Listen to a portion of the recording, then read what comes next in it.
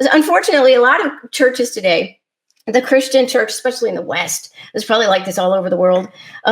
It's just become a culture. It's become a culture where in legalistic churches, it's a set of rules, where you can just follow all the rules and do all that without anything internal changing in you. There's other churches that are just like a social club, where you can go and have all these friends and have a lot of fun, but it doesn't ever get deep. It just stays very shallow, very surface level. And so a lot of these churches are filled with people who really are Christians. They really have that heaven ticket, but they're missing so much more because they're staying in the shallow end of the pool, and there's so much more to be learned and experienced that is beautiful and wonderful and rewarding when you dive a little bit deeper into the truth of following Jesus and of sanctification. So when there was this shift that I saw that I want to talk about that happened I think it was through the 70s and through the 80s. Now I'm older than a lot of people realize. So I am 57 years old. I'm not embarrassed about that at all. So I've seen a lot of decades.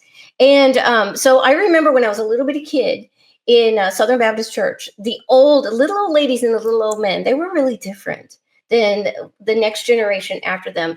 I remember these little old ladies and little old men back that time. These are people who now have passed on decades ago, back in the late 60s, early 70s. And they had a love and a passion and a joy for Jesus that I could feel.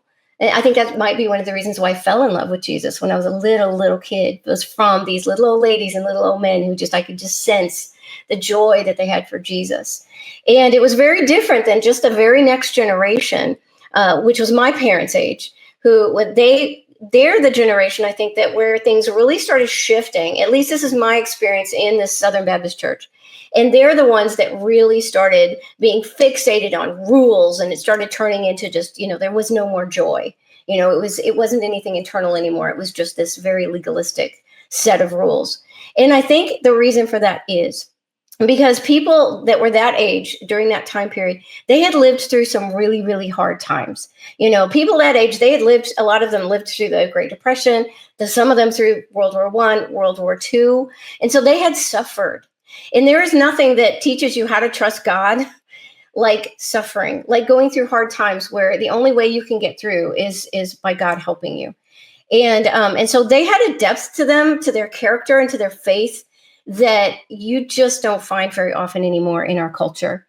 And so when they started dying off and it was replaced with this next generation, so during the 70s and the 80s, and a lot of you are the same age as me, so you went through all of this, our culture really changed and it really got much easier. Things started being automated, the rise of entertainment, and our culture really shifted and really got more lazy. Our lives got easier, we got lazier, we got fatter. And not just physically, but emotionally, And so when that happened in our secular culture, the Christian culture changed right along with it. And that always happens, as much, even if we try not to be of the world, that's all we know is this culture that surrounds us that we grow up in. And so it just bled right into the church. And so what happened to the Western church, a lot of churches during the 70s and 80s was that they became very superficial, very shallow, very materialistic, very consumeristic, very narcissistic, just kind of following along with the culture. And it was at that time that we saw this seeker-friendly churches. Do you know about this? So I went to a lot of churches. There were a lot of non-denominational churches that they had their ideology was seeker friendly. We're going to be seeker friendly. And so their goal was to try to present the gospel in their services in a way that nobody would find offensive. Nobody would be offended by that. Nobody would be confused. And so what they ended up doing, and they didn't intend to do that. They had good motivations, but they ended up watering down the gospel message and not talking about the meat anymore. And so you end up now we're in the second generation into the two generations of people who have grown up in this kind of church culture. And so you've got a lot of baby Christians. So if you remember a couple of weeks ago when we were reading Paul's letter to the Corinthians, they came from a very wicked culture as well. And so you saw the same kind of things. They were so affected by their wicked culture that they were just baby Christians. They never grew any further than that. They didn't understand the sanctification process. And so it's a real problem It is a real problem that we are seeing in the churches today. This watering down of the gospel message. And that's why there is no depth in a lot of churches. And so what do we do about that? What do we do to solve that problem? Well, what we don't want to do is go around yelling at people and ranting about it and how terrible it is and people are so stupid. And, we can't do that because that will have the opposite effect of what we're wanting. No, what we have to do is we have to, each one of us personally, live out the solution to that problem.